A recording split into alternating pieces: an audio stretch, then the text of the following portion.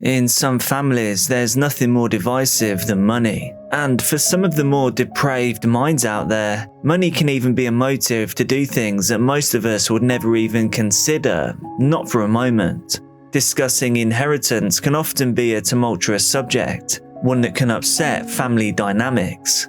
And it seems that in this case, it would set some very cold and calculated wheels into motion. What follows is a plot that is almost too insane to be real, but I can assure you, today's dark case is not fiction. It is a disturbing reality. Hello Dark Case family, welcome home. Thank you all for being here, and an extra special thanks to my patrons. And if your name is on screen right now, then you're a legend. Thomas Kwan was a 53-year-old general practitioner, or GP. If you're watching from the States, which about 65% of you are, a GP is the equivalent of a family doctor or primary care physician. Thomas lived with his wife and child in a £300,000 house in Teesside. Thomas lived a comfortable life and had a good salary. He had a lot of savings too and was doing financially well for himself. He'd recently put in an offer of £2 million for a new home. So yeah, he was doing okay. Thomas Kwan was an experienced doctor. He had a GP surgery that was based in Sunderland. In 2021, Thomas's mother wrote a will that would set some bizarre events in motion. She decided that she would be leaving a share in a Newcastle home to her partner Patrick O'Hara. The pair were now both in their 70s and had been together for 20 years. So Mother Jenny decided the home should go to him before her son and his siblings would later inherit it. But upon learning of this detail, Thomas became estranged from his mother. In early January 2024, Patrick O'Hara received a letter from the NHS Community Care Initiative informing him that he qualified for a home nursing visit due to his age. Patrick was pleased to qualify as it saved him a trip to the surgery. And as he was in advancing years, it was more important than ever to prioritise his health. A few days later, he received a second letter to tell him that nurse Raj Patel would be coming to the address that he shared with his partner in Newcastle, and he'd be doing this on the 22nd of that month to perform a routine health check, to collect a few samples for testing, and to administer a COVID booster. And so the day came for the home visit. Nurse Patel arrived at the home. He was wearing a hat, a surgical mask, gloves and tinted glasses. He was welcomed into the house. He entered the living room and conducted a medical questionnaire, speaking in a broken English Asian accent. He then took Patrick's blood pressure and urine samples and finally administered the jab. A jab that would change Patrick and Jenny's lives forever. Patrick felt pain in his arm immediately. It was so bad that he reportedly yelled, "Bloody." However, he was assured by Nurse Patel that pain during the procedure wasn't uncommon. And so after just 45 minutes in their home, the nurse made a quick exit. Something about the visit was very strange, but at the time, the couple couldn't put their finger on what the issue was. The pain in Patrick's arm got worse and worse. Bad enough, in fact, to visit the hospital. While he was there, it was determined that his pain was simply a case of it being a clumsily administered injection. And so, hoping the ordeal was over, Patrick and Jenny returned home. However, the following day, the arm now had blisters, and the level of pain had increased considerably. With the unusual pain that he was experiencing, and concern growing after contacting their GP, Patrick returned to A&E with Jenny. This time, the pair showed the staff the letters that had been sent about their scheduled home appointment. But strangely, no one at the hospital had ever heard of the NHS organisation mentioned in the correspondence. Suspicions that something strange was going on began to grow. After deeming the letters as bogus, the staff quickly realised that something was very, very wrong. They immediately contacted Northumbria Police. Staff at the hospital worked hard to ease Patrick's pain, trying desperately to find out what had been injected into his arm so that they could effectively treat the problem. It was no easy task. All they knew was that Patrick had been injected with an unknown toxin.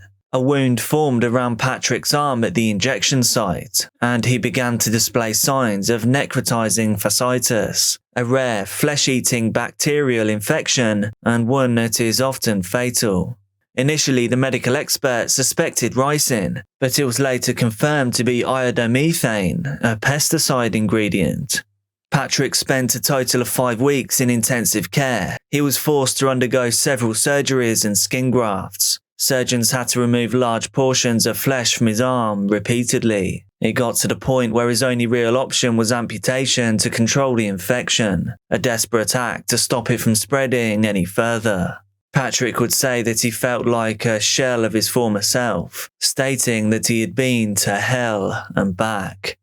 Jenny and Patrick thought back over the events surrounding the day of the injection, the pain that the injection caused, along with the demeanour of the nurse, Raj Patel, would cause Patrick to remark that the nurse was actually the same height as Jenny's son, Thomas. However, there wasn't too much else to go on as Nurse Patel was wearing PPE. His face was mainly covered by his mask and his eyeglasses were tinted too. Regardless of their suspicions rumbling under the surface, police needed something concrete to bring Raj Patel to justice. However, there was one major issue. Raj Patel could not be found. It was as if he was a ghost that had vanished into the ether. Police launched an investigation, one which would lead them through some complex territory. But no matter how deeply they dove looking for Raj Patel, it only led them back to one other shocking place. The reality of this case is absolutely insane.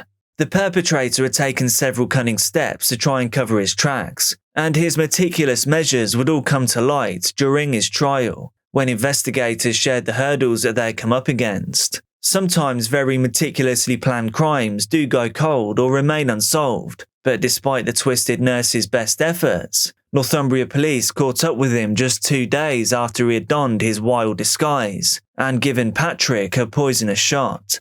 That's right, a disguise. Raj Patel did not exist. He was a creation of none other than Thomas Kwan.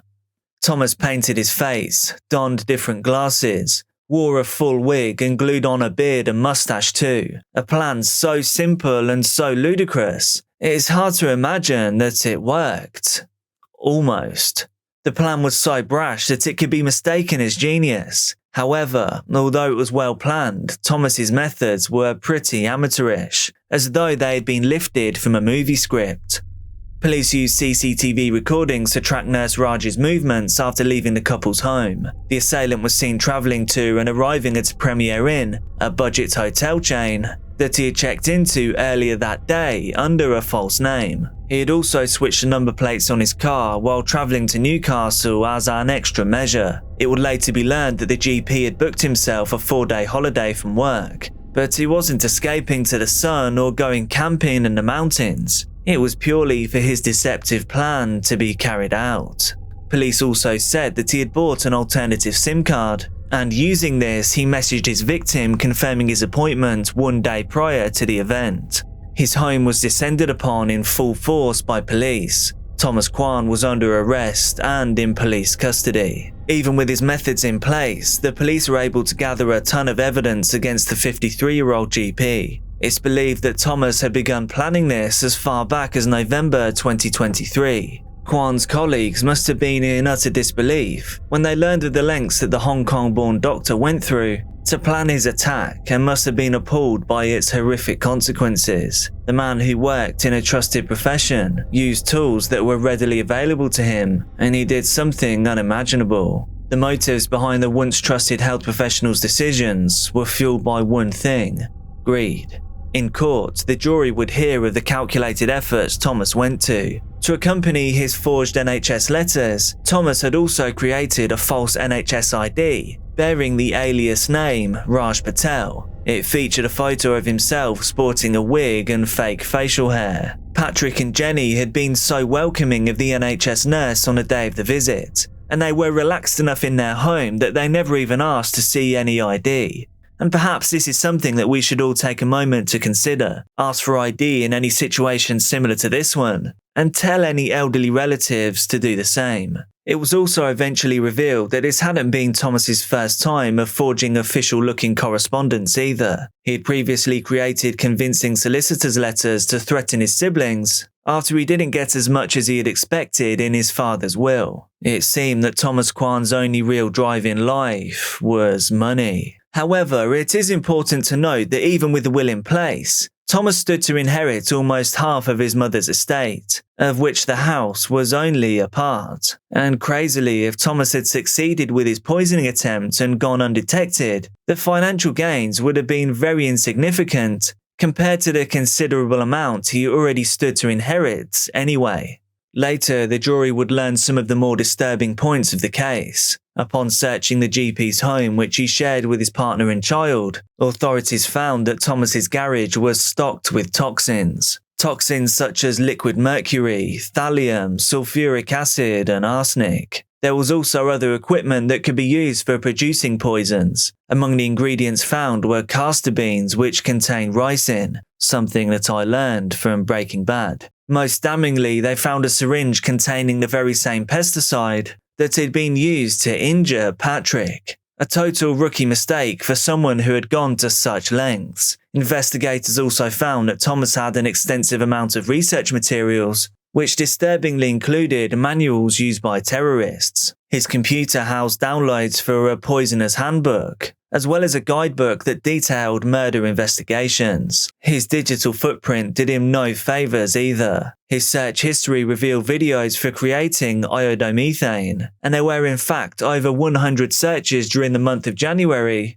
related to the substance, along with searches about ricin. The sweep also revealed that he did have a plan B. Police found forged letters offering Patrick free drinks and meals from a fake charity. Another creepy revelation was the fact that Thomas had remotely installed software on his estranged mother's computer around a year before so that he could spy on their computer activities. Thankfully, regardless of his encyclopedic poisoning knowledge and forgery attempts, Thomas's plan didn't go the way that he thought it would. He stood trial in October of 2024, initially insisting that he had no intentions of taking Patrick's life, trying to tell people that he only wanted him to suffer. However, most of the evidence stacked against him made things pretty clear, and unsurprisingly, he eventually changed his plea to guilty. His warped and distorted view of the world shone through in subsequent letters which he sent whilst on remand in prison to his wife. In one such letter, he shared his thoughts on Mr. O'Hara being awarded compensation. The following quote from that letter reveals his twisted mind. "One old man's compensation for 3 young lives ruined. Where's the justice in that?"